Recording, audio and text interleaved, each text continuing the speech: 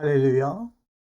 페이스처치 사역자 여러분, 사모님, 이렇게 하나님의 말씀으로 여러분들과 연결되며 서로 마음으로 하나 되는 귀한 시간을 허락해 주셔서 진심으로 감사를 드립니다.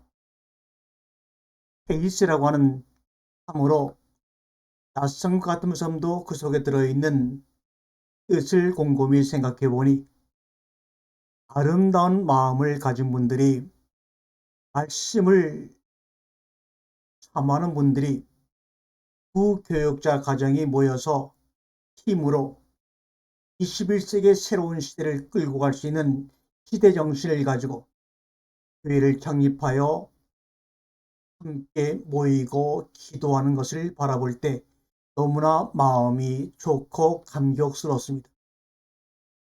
사실은 다른 경우에도 마찬가지지만 교회를 창립할 때 팀으로 목회한다는 것, 목사나 전도사들이 팀으로 결합하여 목회한다고 하는 것은 사실은 과거나 지금이나 쉽지가 않은 것입니다. 왜냐하면 이 목회자로 부름을 받았을 때는 각자 나름대로의 인생의 여정과 부르심의 형태가 다르기 때문에 이 팀이 된다고 하는 것은 그런 것을 내려놓고 오직 말씀과 사랑 안에서 하나가 될 때만이 가능한 것이 팀 목회이기에, 한편으로 염려스러운 점도 진정으로 마음을 다해 격려하며 박수를 보내고 싶습니다. 왜냐하면 제가 34년 전에 1987년도죠. 그때 한국의 교회는 지금이나 마찬가지로 팀으로 목사들이 모여서 함께 목회한다고 하는 것은 상상도 하지 못할 시기였습니다. 더군다나 저희가 목회하는 통합 측에서는 그런 것을 누구도 입에 담은 적도 없어요. 그런데도 저희는 30대 젊은 나이에 지금은 고인 되신 최순남 목사님, 박원 목사님, 또 저 최양근 목사가 전도사 시절에 함께 모여서 교회를 팀으로 시작해서 많은 사람들의 궁금증과 관심의 대상이 되었던 것을 제가 기억하고, 그때를 회상해 보니 이 헤이처치를 이끌어가는 두 가정의 사역자와 사모님들의 모습들이 그때 저희들의 모습과 같지 않은가 하는 안타까운 마음과 기쁜 마음으로 3번에 거친 헤이처치의 치프 교육을 감사하게 수락하였던 것입니다. 헤이처치의 지금 사역자님들이 팀을 통해 하나님의 아름다운 교회를 열매 맺어가고 있는데, 저도 그 일을 시작했던 34년 전에 그 당시에 저의 모습을 한번 돌아보며 소회를 나누고자 합니다. 저는 그 당시에 말씀을 배우고 깨달아서 주변의 많은 이웃들에게 생명의 양식을 나누어주는 셰프가 되고 싶었습니다. 설교를 하거나 말씀으로 누구를 설득시키는 자가 아니라 그저 한 상의 밥상을 따뜻하게 차려주는 하늘나라의 주방장이 되고 싶었습니다. 그렇게 살아온 세월이 어느덧 으스름 어둠이 드리워진 말년의 나이 60대 후반에 이르고 말았군요.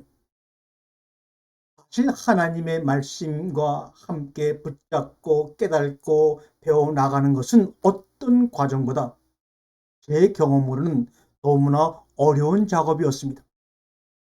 이 작업을 하는 동안에 질투하시는 하나님의 질투가 얼마나 강렬한지도 몸으로 체험했습니다.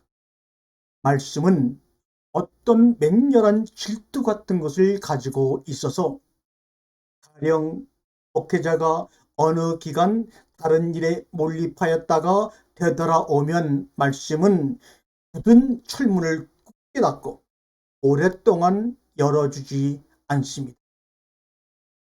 이럴 때 저는 침 문 앞에 심겹게 서서 눈물을 흘리며 외쳤던 기억이 새롭습니다.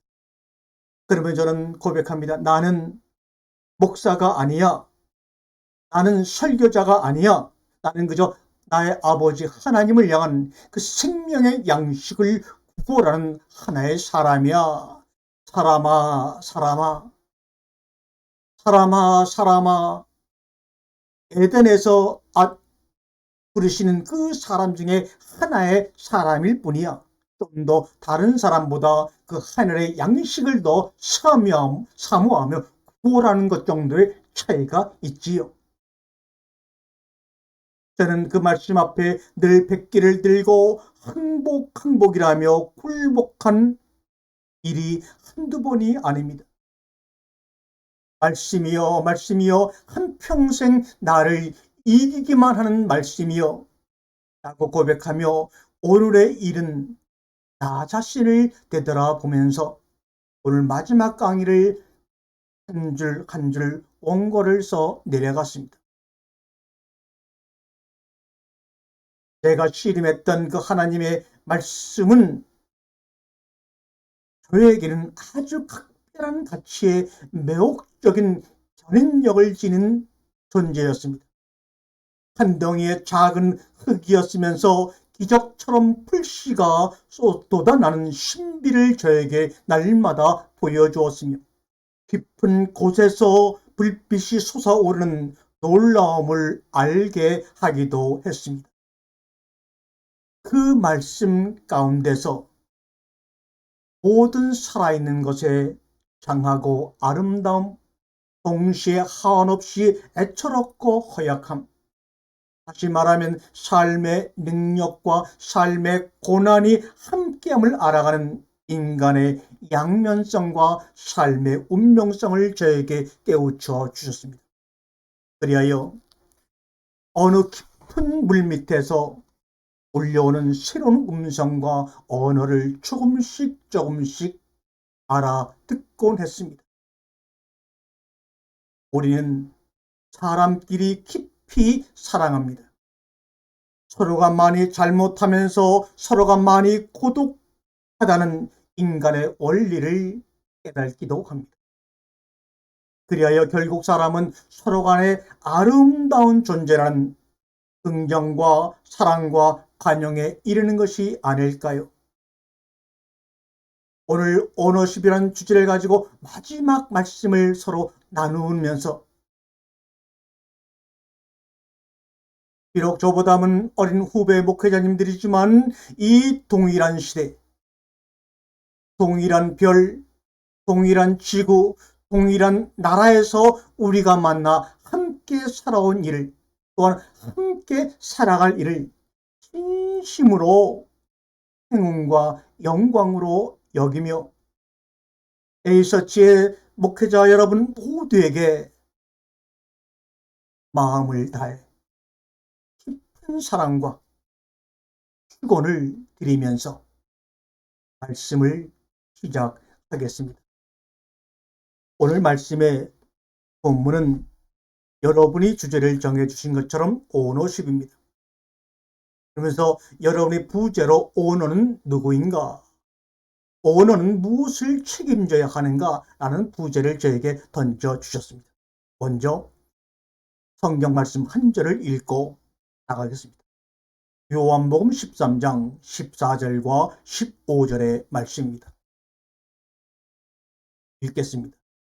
내가 주와 또는 성생이 되어 너희 발을 씻었으니 너희도 서로 발을 씻어 주는 것이 옳으니라. 내가 너희에게 행한 것 같이 너희도 행하게 하려 하여 본을 보였노라. 아멘. 오너십이라고 하는 것은 무슨 말입니까? 우리 믿음의 사역자들이, 소명자들이, 특별히 신앙의 열정을 가진 사람들의 헌신과 삶이 아름다운데 이 아름다움 속에서 비즈니스 미션, 달란트, 오너십 이런 단어처럼 잘못 오해하고 개념을 받아들여서 잘못된 개념 속에서 열심을 다하는 경우가 너무나 많이 있기에 비즈니스 미션을 하고 달란트를 가지고 희생을 하고 오너십을 가지고 헌신하였건만 그 천국에는 마음의 기쁨과 평화를 잊어버리고 많은 경우가 많이 있습니다. 왜요? 인간 마음에 있는 뜻을, 소리를 표현하여 글로 표현하게 되면 표현된 문자에 구속되어 버리고 맙니다. 그 문자라는 언어라는 감옥에 갇혀버리게 되면 언어 넘어, 소리 넘어 존재하는 하나님의 마음을 알 길이 점점 멀어지는 거예요. 달란트라는 개념도 저번 시간에 말씀을 드렸지만 오늘 여러분이 주제를 정하신 오노십이라는 말도 여러분은 여러분 나름대로 바른 생각으로 이 주제를 정했지만 단어의 개념을 보게 되면 여러분 이 오노십이라는 단어를 잘못 선택한 것입니다. 기독교인들에게는 오너십이라는 말을 쓸 수가 없어요. OOWN, own이란 말은 소유하다는 말이지요. 오너라는 말은 명사로 소유주를 말하는 겁니다. 주인, 소유주, 주인, 건물주, 아니면 배를 가지고 있는 화주, 영어로 말하면 have, 가지다라는 뜻입니다. 거기에 전미사로 붙어 있는 SHIP, ship이라는 말은 전미사인데 어떤 소유나 주인이나 건물주나 화주의 상태나 특징을 나타내는 말이고 때로는 지위와 신분을 나타내거나 또는 그 사람의 그 주인의 기술과 능력을 나타내는 것입니다. 그러므로 오너십이라고 하는 것은 소유물을 가지고 있는 사람, 어떤 물건의 주인, 건물의 주인, 배의 주인, 아니면 여러분이 집을 사게 되면 등기부 등본이 있고 등기 권리증이 있는데 그 등기 권리증에 이름이 올라 있는 사람을 오너라고 하는 겁니다. 그리고 오너십이라고 하는 것은 그 건물을, 그 집을 가지고 있는 사람의 능력, 신분을 의미하는 겁니다.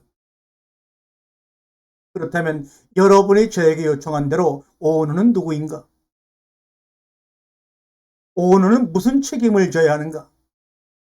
이 말을 다시 말하면 오너는 가지고 있는 자는 누구인가? 이 하나님이 태초에 천지를 창조했습니다 라고 말하는데 내가 하늘과 땅을 창조한 거야. 그러면 하늘과 땅은 누가 가지고 있는 겁니까? 바로 하나님이 갖고 계신 겁니다. 하나님이 하늘과 땅을 지었고 우리를 창조하셨다면 하나님은 무엇을 책임져야 합니까? 라고 이 문장을 풀어서 다시 되묻습니다. 오너십이라는 말을 우리가 새롭게 쉬운 문장으로 말하면 I want my own car. 나는 내 차를 원합니다. 이런 말입니다. 그러므로 오너십이라는 말 속에서는 내가 이 눈에 보이는 모든 것들의 주인이야 이런 의미가 강하게 있기 때문에 이 오너십이라는 것을 신앙과 하나님과 믿음과 연관시켰을 때는 강한 인본주의적인 특질과 신분과 능력을 나타내는 것입니다. 당신이 차를 가지고 있는 것이 아니고 당신이 하늘과 땅을 지은 것이 아니고 이제 그 하늘과 땅은 내 것이야 이런 뜻입니다. 그러므로 하나님을 향하여 믿음의 사람들이 사역을 감당할 때 오너십이라는 말은 우리가는 절제하거나 쓰지 않는 것입니다. 그러므로 여러분이 어떤 의미로 오너십이라는 주제를 듣는지 모르지만 그것은 신앙의 측면과 반대 선상에 있는 개념을 설명하는 단어지 내가 앞으로 어떤 의식을 가지고 어떻게 헌신하며 내가 이 목회를 통해서 많은 영혼을 구원할 것인가에 대해서는 거리가 있는 단어라 이 말입니다. 예를 들어서 우리 딸은 자신의 컴퓨터가 있습니다 라고 말하면 이때 own이라는 단어가 들어가죠. My dog has your own computer. On my own, 내 스스로 이런 말입니다. Your own, 너 스스로. 그러므로 ownership이라는 것은 여러분 스스로, 내 스스로 무엇인가 이루어 내겠다는 뜻이 이 안에 스며들어서 만들어진 단어가 ownership입니다. 그렇다면 여러분이 겸손하게 하나님을 사랑하는 마음으로 생각했던 그런 단어가 아니라는 것을 알 수가 있겠지요. 오너십이라고 하는 오너에는 스스로 셀프 한다는 뜻입니다. 하나님의 도움도 아니고 누구의 도움도 아니고 내가 스스로 아주 애국가가 강한 단어죠. 인본주의적인 의미가 강한 단어입니다. 그래서 르네상스 시대에는 스스로 무엇이 한다고 하는 것, 하늘의 신에게 얽매이지 아니하고 우리가 스스로 인문학적인 소재와 과학의 능력을 가지고 무엇을 만들어낸다 할 때 오너십, 이것이 바로 자본주의 출발의 선상에서 만들어진 단어고, 자본주의를 끌고 가는 능력주의 안에 들어가 있는 의식이 바로 오너십, 주인의식이라고 하는 것입니다. 오너십을 주인이 가지고 있는 생각인데, 이 오너가 가지고 있는 생각은 내 스스로, 내가 또는 너 스스로라고 하는 독립적인 하나님과 떨어져서 독립적으로 무엇인가를 해보겠다고 하는 인본주의적인 인간의 생각이 강력하게 숨어있는 단어입니다. 그럼 왜 오너십이라는 단어를 한국의 기독교에서는 뭔가 선하고 신앙적인 단어로 또 많은 사람들이 아주 좋은 단어로 썼을까요? 그것은 일본 일제시대 때 일본을 통해서 들어온 영어의 영향을 받아서 그렇게 그것을 번역하고 말았습니다. 그러나 유럽이나 영국이나 미국에서는 오너십이라는 말을 쓰지를 않습니다. 그런데도 한국에는 오너십이 당당한 단어처럼 우리의 의식 속에 힙으로 자신의 지위와 신분과 기술과 능력과 자신의 상태를 나타내는 단어로 아주 당당하게 쓰고 있는데, 영어권에서는 그런 모습들을 보고 아마 의아스럽게 생각을 할 것입니다. 페이스처치의 사역자들에게 오너십이라는 주제를 가지고 던졌을 때 여러분이 이런 단어의 개념을 알지 못했겠지만 여러분의 마음속에 있는 진정한 생각은 압니다. 어떤 마음을 가지고 있었는데 단어를 잘못 알아서 오너십이라고 표현했는지 제가 설명해 드릴게요. 오너십의 다른 문장은 로고스는 오너 스피리트, 주님의 영, the heart of the Lord, 주님의 마음, Lord conscience, 주님의 의식. 이렇게 영어권에서는 미국이나 영국에서 이런 단어를 쓰지, 오너십이라고 하는 어떤 개인의 욕망의 결과로 인해서 그 개인의 능력으로 인해서 어떤 것을 소유하고 있는 개인적인 탐욕을 나타내는 오너십이라는 단어를 영어권에서는 쓰지를 않고 있습니다. 그러므로 다시 정정을 해본다면 여러분이 저에게 이 주제를 던지게 된다면 이렇게 던져주셔야 되죠. Honor Spirit, 주님의 영, The Heart of the Lord, 주님의 마음, Lord's Conscience, 주님의 의식.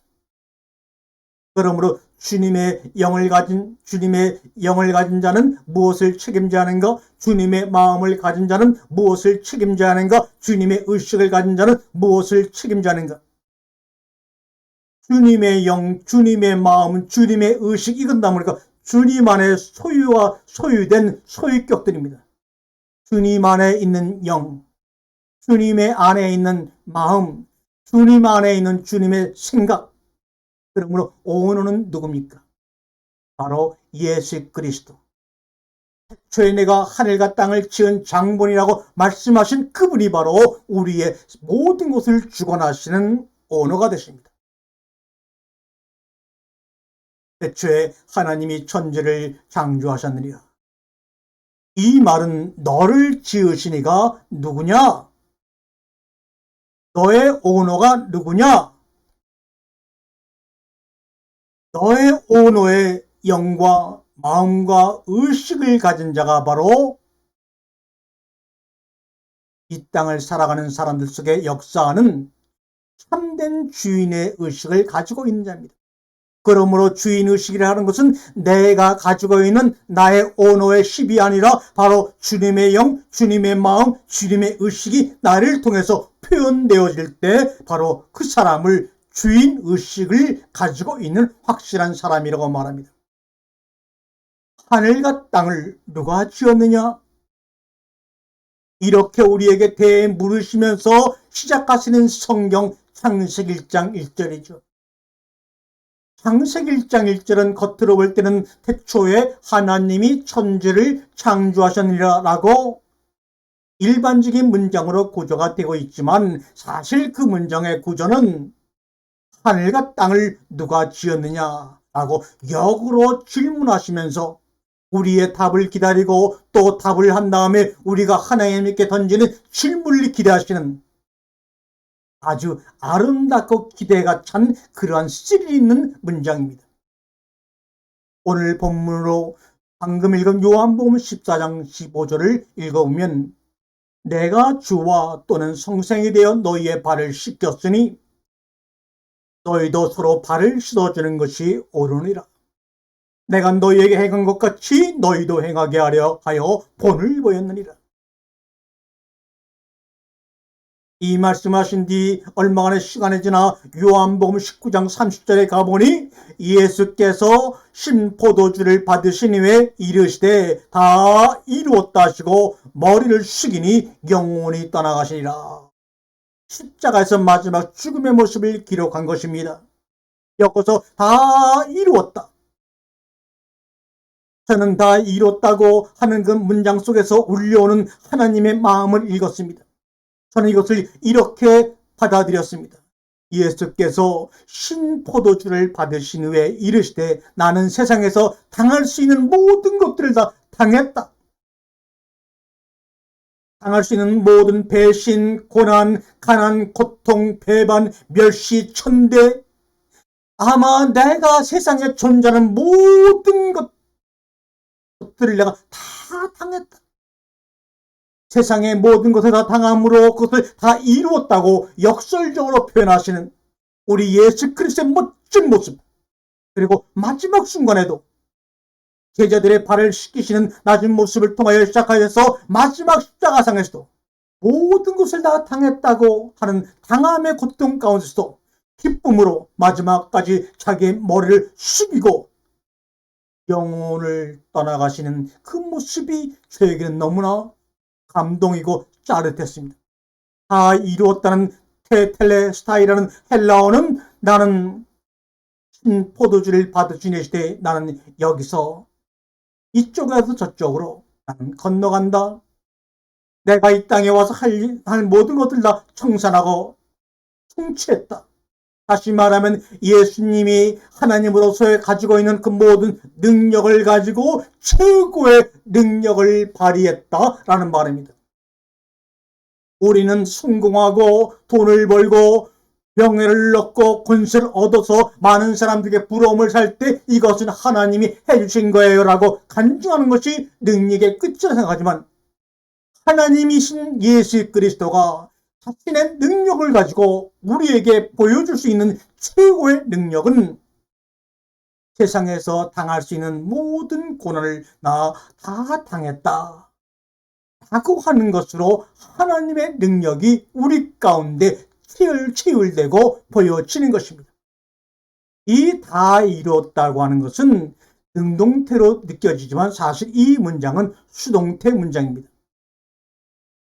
그러므로 다 이루었다고 예수가 고백하고 계시지만 그 다 이루게 만든 것은 예수 스스로 오너십으로 이루어진 것이 아니라 오너 스피리츠,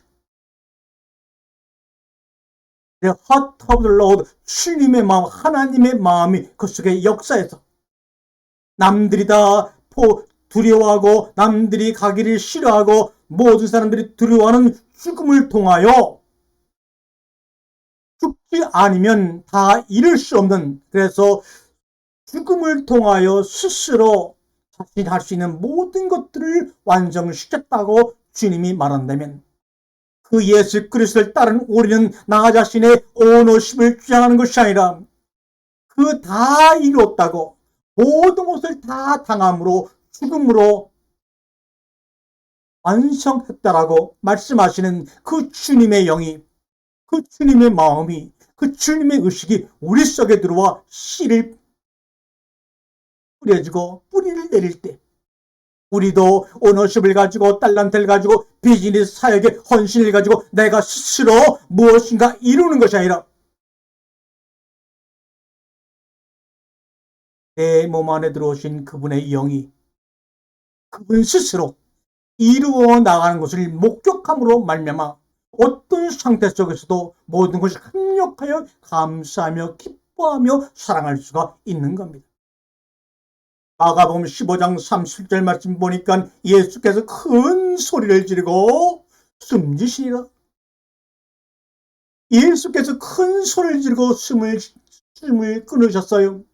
십자가에 달리기 전까지 5,000명을 매이고 4,000명을 매이고 문둥병을 고치고 죽은 자를 고치고 앉은 병을 고치고 수많은 사람으로 살 수 없는 수많은 일을 행했지만 그 수많은 기적과 능력을 보고 많은 사람들이 저 사람이야말로 하나님의 아들이었다고 고백한 사람은 아무도 없었어요. 그런데 예수께서 큰 소리를 지르고 채찍에 맞고 창에 찔려 숨지시는 그 모습을 보고 마가복음 15장 39절에는 예수를 향하여 섰던 로마의 백부장이 그렇게 숨지시는 예수의 모습을 보고 이르되 이 사람은 진실로 하나님의 아들이었도다. 진실로 하나님의 아들이었도다.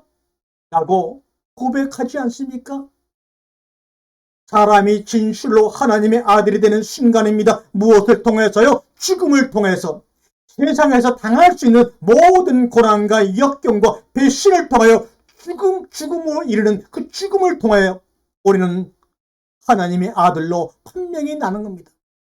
이 땅의 어떤 것을 가지고도 내가 진실로 하나님의 아들로 변화되는 것을 행할 수가 없습니다. 우리가 진실로 하나님의 아들이 되는 순간은 예수님처럼 다 당했다, 다 이루었다라고 말씀하신 그 죽음의 꼭점에 이르러서야 내가 여러분이 하나님의 형상을 가진 하나님의 자녀라는 것이 이방인의 입술을 통하여 증거되고 고백되어질 것입니다. 주님의 의식, 주님의 마음, 주님의 영을 인정하고 살아가는 사람이 성경에서 말하는 하나님의 자녀요, 친구요, 소명을 받은 자요, 사명자입니다. 그러나 오너십을, 주인의식을 강조하고 있는 사람은 아직도 하나님이 아버지가 예수 그리스도가 진실로 누구인지 하나도 모르는 사람이요. 따라서 하나님도 예수 그리스도 모르는, 또한 그분 앞에 서 있는 자신이 누군지도 알 길이 없게 되겠지요. 그런데 주님 의식을 가지고 살아가는 사람은 하나님이 나에게 누구신지 압니다. 예수 그리스도가 나에게 어떤 존재인지 알게 됩니다. 그때 비로소 보이지 않던 것이 보이기 시작하고 들리지 않던 것이 들리기 시작하고 내 생각대로 내 믿음대로 행하는 것이 아니라 주님의 마음으로 세상과 사람들과 만물이 보이기 시작하는 것입니다. 이 길은 주님 외에는, 예수 그리스도 외에는 아무도 가보지 않은 새로운 길이요, 죽음이지만 영생의 길이요, 죽음이지만 구원의 길이요, 새로운 세상입니다. 이들이 바로 이 시대의 참 리더, 주님의 마음, 주님의 생각, 주님의 영을 가진 자들이 바로 이 시대가 아무리 과학으로 혼란 속에 빠진다 할지라도 그 속에서 우뚝 서 모든 이들에게 기쁨과 평화와 바른 길을 지시할 것입니다. 여러분이 바로 그런 일을 감당하고 말 것입니다. 그래서 이렇게 여러분의 강의 요청을 받고 말씀을 허락한 것입니다. 하나님을 사랑하는 것은 연약한 지체들을 사랑하고 하나님의 뜻을 잘 분별해서 청지기로서의 살아가는 것이 바로 우리에게 리더라고 오늘 본문 요한복음 13장 14절은 이야기하고 있지요. 그런 의미에서 요한복음 13장 14절 말씀, 내가 주와 또는 성생에 대하여 너희들의 발을 씻겼으니 너희도 서로의 발을 씻어주는 것이 옳으니라. 다시 읽어보면 진짜 우리 주님이 본문에 나오는 리더의 역할, 주님의 영, 주님의 마음, 주님의 의식을 가지고 자신의 역할을 잘 감당하신 것을 알 수가 있지요. 그리고 하나님께서 예수께 맡겨주신 종들을 섬기는 가장 아름다운 최고의 모습을 보여주시는 장면이 아닙니까? 예수님이 제자들의 발을 씻겨주시는 장면이에요. 예수님은 제자들의 발을 씻기신 이후에 이제 내 발을 씻겨달라고 하지 않으시고 너희도 서로 발을 씻겨주라고 하셨습니다. 내가 너희에게 맡겨준 그 아름다운 영혼들에게 너희들이 가서 발을 씻겨주면 안 되겠니? 하시는 겁니다. 이 주님의 개념이 본문의 청지기의 정확한 표현이요, 주인의식을 가지고 있는 사람들의 모습을 우리에게 보여주는 거예요. 여러분의 진정 헤이스 처치라고 하는 하나님의 몸된 교회 리더입니까? 진정으로 우리가 함께 이 시간 주님의 마음을 가지는 것이 우리의 사명입니다. 그거 외에는 아무것도 없어요. 여러분들은 이미 본문에 나오는 청지기로 부름을 받은 헤이스 처치의 이 땅에 몸된 교회 리더라고, 주님의 영을 가진 자, 주님의 마음을 가진 자, 주님의 의식을 가진 자라고 저는 조금도 의심하지 않아요. 오늘 읽은 요한복음의 본문을 기억하면서 말씀을 더 나가기 전에 잠시 눈을 감고 기도합시다. 눈을 감아주세요. 하나님 아버지, 저희들 당신의 청지기로 귀한 직분을 맡겨주셨는데 직분에 함몰되어 있다 보니 때로는 주님의 마음을 깨달지 못하고 주님의 뜻과는 정반대로 핀트가 맞지 않는 수고와 헌신과 노력이 있었다면 이 시간 주님 저희들 용서하여 주세요. 우리가 주님 앞에 참된 리더로 서기를 원하는데 그저 보이지 않는 하나님께만 추상적인 마음을 가지고 그렇게 뜬구름 잡듯이 신앙생활을 해온 모습들이 있다면 하나님 다시금 불쌍히 여겨 주옵소서. 보이지 않는 하나님을 사랑하는 구체적인 방법들이 우리 주변에 너무나 많은데 본문을 통해 하나님께서 우리에게 맡겨주신 귀한 종들을, 귀한 형제들을 주님의 뜻을 알아서 주님의 마음을 품고 귀한 영혼들을 주님이 제자들의 발을 씻겨주시고 서로의 발을 씻겨주라고 하신 그 주님의 마음처럼 이제 하나님이 누구신지 알고 예수 그리스도가 누구신지 아는 그분 앞에 있는 자신을 알게 하옵소서. 따라서 주님 의식을 인식하며 살아가는 저희들은 내 사명이 무엇이고 어떻게 삶을 살아내야 하는지 알고 살아가는 사람이 되도록 주님 도와주옵소서. 아멘. 성경은 이러한 사람들을 청지기라고 말하며 부르심을 받은 사람이라고 말하며 청지기는 말 그대로 주인이 맡겨주신 주인의 종들을 잘 섬겨 나가는 역할인 것이 바로 청지기입니다.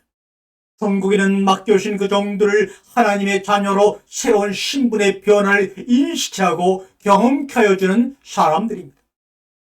리더는 내가 주인이 아님을 인정하는 사람입니다. 주인의 마음과 의도를 잘 깨달아서 주인이 원하는 대로 주인의 종들을 잘 섬기는 것이 바로 성경에서 말하는 진정한 리더의 모습입니다. 21세기 이 시대를 살아가는 우리의 환경은 과학이 정점에 이르고 말았습니다. 트랜스포먼, 메타플러스, 인공지능, 증강현실, 애플도, 구글도, 아마존도, 로봇도 절대로 인간을 위해서 무엇인가 아무것도 대신해 줄 것이 없습니다. 대신해 줄 것이 있는 것처럼 우리가 믿고 싶은 대로 믿고 있는 것뿐입니다. 따라서 리더는 하나님에게만, 예수님에게만, 내 교회에 나오는 교인들에게만 잘하면 되는 위치가 아니라 우리 아버지 되시는 주인이신 그분이 맡겨주신 종들에게 마치 주인을 섬기듯 그렇게 섬기는 역할을 한 것입니다. 디지털과 우주가 연결되어 상호 교환하는 메타버스 시대에는 이런 메타버스 이런 사람들에게만 진정한 평화와 안식과 기쁨이 주어질 것입니다. 환경과 조건의 영향을 받지 않고 분명히 그들에게 기쁨을 줄 것입니다. 하지만 오늘날 리더라고 여기는 사람들이 오히려 주인 되신 하나님께서 맡겨주신 종들을 잘 돌보기보다는 보이지 않는 하나님만을 잘 섬기면 되는 것이라고 여기면서 지내는 경우가 비일비재합니다. 하지만 성경은 우리에게 정확히 말합니다. 보이는 형제도 사랑하지 못하면서 어떻게 보이지 않는 하나님을 사랑할 수 있겠는가라고 말입니다. 하지만 이번 말씀을 준비하며 들리는 희미한 음성 앞에 저는 굴복할 수밖에 없었습니다. 내가 정말 하나밖에 없는 독생자를 내어주기까지 살려낸 구원받은 성도들을, 나의 종들을 강구나 더 사랑해주면 안 되겠냐 하는 하나님의 음성이었습니다. 늘 이 음성이 있었기에 제 자신의 소유물을 하나도 가져볼 수가 없었습니다.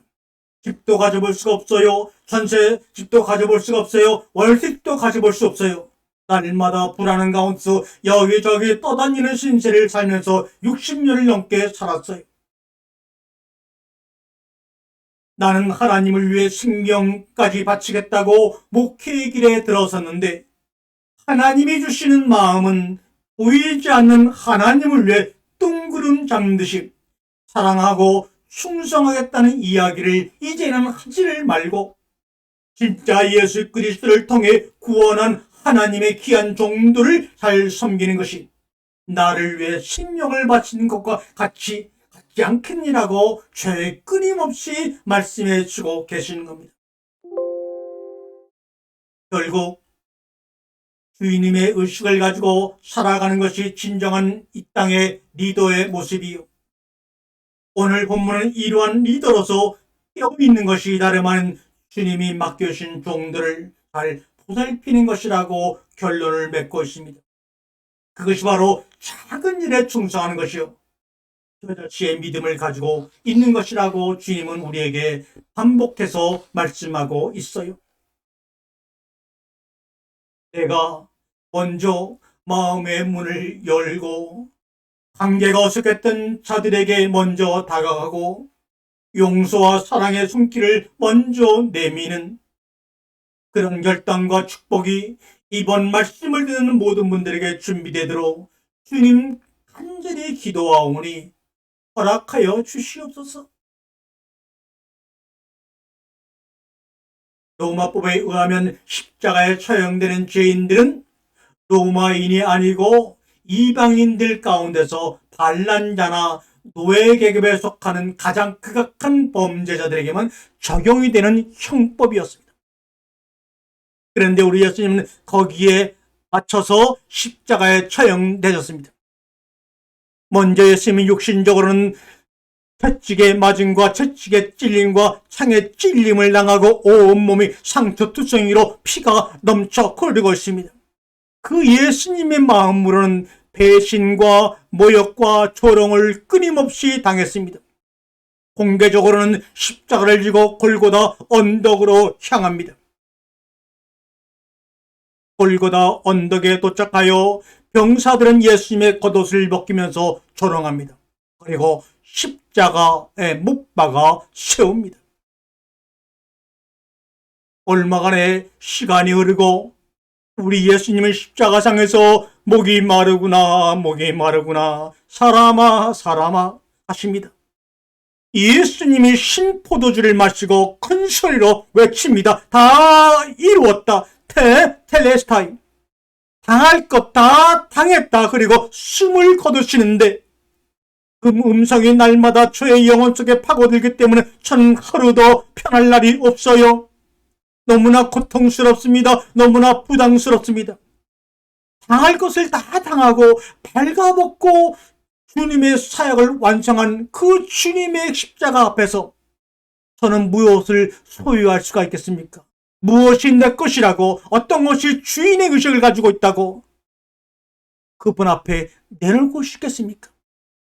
그저 아무도 모르는 고독 속에서 숨어서 정말 주님의 말씀만을 가지고 많은 사람들에게 전하며 살 뿐입니다. 이 다 이루었다는 것은 우리말로는 다라는 말과 이루었다는 말 두 마디로 표현됐지만 헬라어로는 테텔레스타의 한 단어입니다. 테텔레스타의 현재 완료 수동태입니다.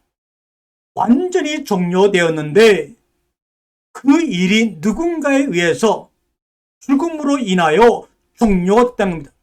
하나님에 의해서 예수 그리스도가 죽고 죽으리라고 하는 그 명령을 온전히 수행하는 그 수행을 통해서 이 우주에 태초에 약속하신 하나님의 언약이 다 완성되고 성취되어지는 이 땅에서 저 땅으로 옮겨갔다 이 말이요. 헬로의 현재 완료 수동태인 테텔레스타이라는 다 이루었다는 이 헬라어 말은 원래는 신앙인들이 쓰는 단어가 아닙니다. 장사판에서 장사꾼들의 용어입니다. 다시 말하면 장사적으로 비즈니스적으로 모든 것이 완불되었다. 빛이 다 갚아졌다는 뜻이 바로 테텔레스타이, 다 이루었다는 헬라어입니다. 그래서 이 용어는 고통의 절규가 아닙니다.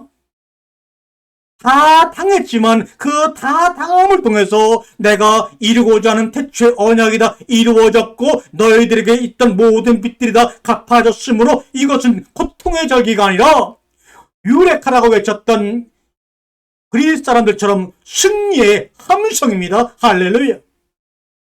테텔레스타이는 할렐루야, 승리의 함성입니다.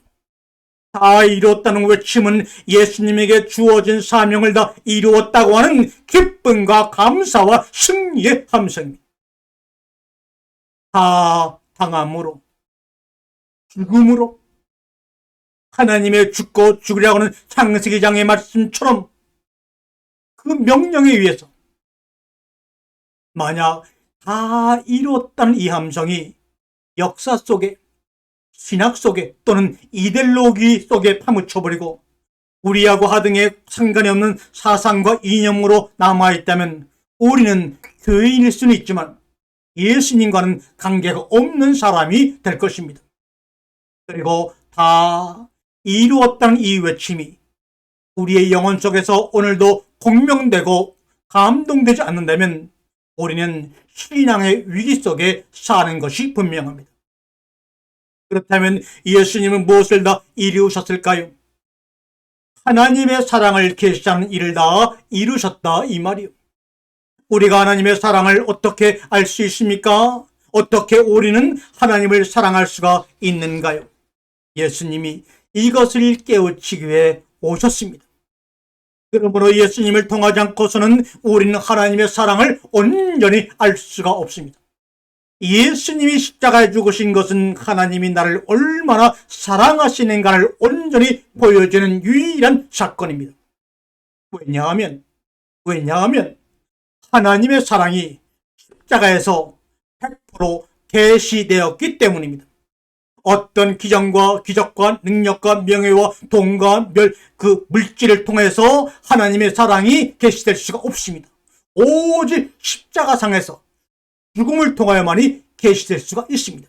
그러므로 여러분이 돈이 없어요, 권위가 없어요, 체력이 약하여 아무것도 남보다 더 가지신 소망이 없어요, 그래서 죽을 수밖에 없어요. 할렐루야.